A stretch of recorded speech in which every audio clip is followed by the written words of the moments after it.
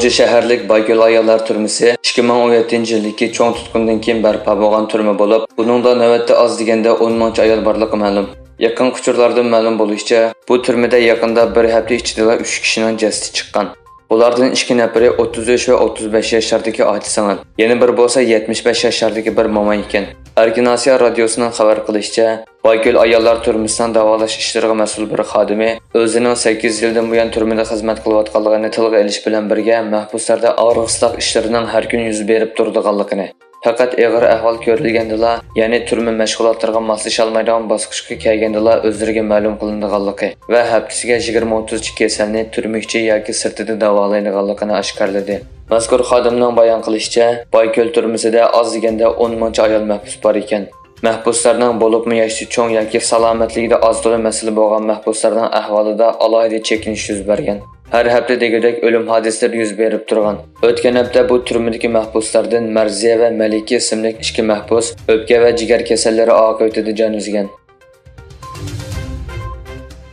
Amerika parlamentida Minnesota shtatining a'zosi Elxan Ömer bir kunda G'azadagi 1 milliondan ortiq kishining uydan turkumlab ko'chishini milliy tozalash deb tasvirladi.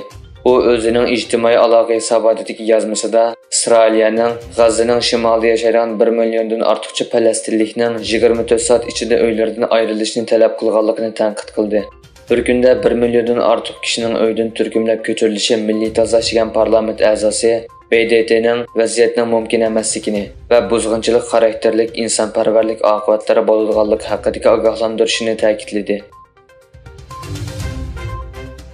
İtaliya saqchilari bu chorshanba 33 kishini qo'lga olgan bo'lib, ularning ichida Nidrang Hata qora guruhi va boshqa zararlik chekimlik atkazchilik qora guruhiga 50 million yevrodan ortiq pul yubib bergan Xitoy fuqarolari bor ekan. Xabar qilinishicha, Italiya moliya muhofazat saqchi atriti Reuters agentligiga Xitoy pul yuvish vositachilariga zarba berish jarayonida Nidrang Hataning pul yuvish mulozimati bilan ta'minlangan Xitoy o'rinlar o'rtasida bog'lanish borligini bayqaganligini oshkorlagan.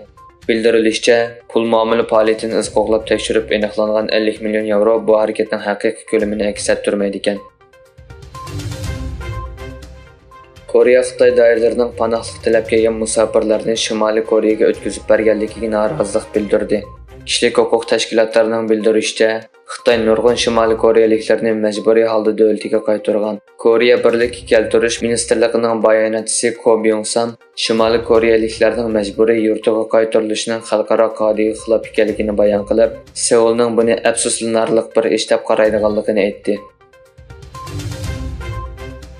Amerika Moliya ministri Janet Yellen Xitoy Markaziy bankisining boshlig'i Peng Guishan bilan ko'rishgan bo'lib, makroiqtisod va pul muomala taraqqiyoti to'g'risida fikr almashtirgan.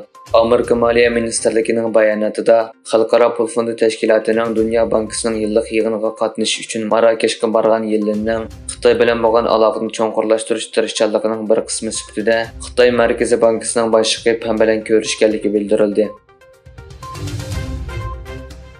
Amerikadagi yosh turklar programmasi bilan tanilgan turk millatidan bo'lgan Amerika fuqarosi Cenk Uyg'ur o'zining 2024-yildagi prezident saylamiga Demokratlar partiyasidan nomzod bo'ladiganligini e'lon qildi. Agar bir o'zgarish bo'lmasa, Trumpning saylamda cho'qim g'alaba qiladiganligini ilgari surgan Cenk Uyg'ur Baydenning siyosatining mag'lub bo'ladiganligini va saylamda g'alaba qilolmaydiganligini o'ttirib qo'ydi.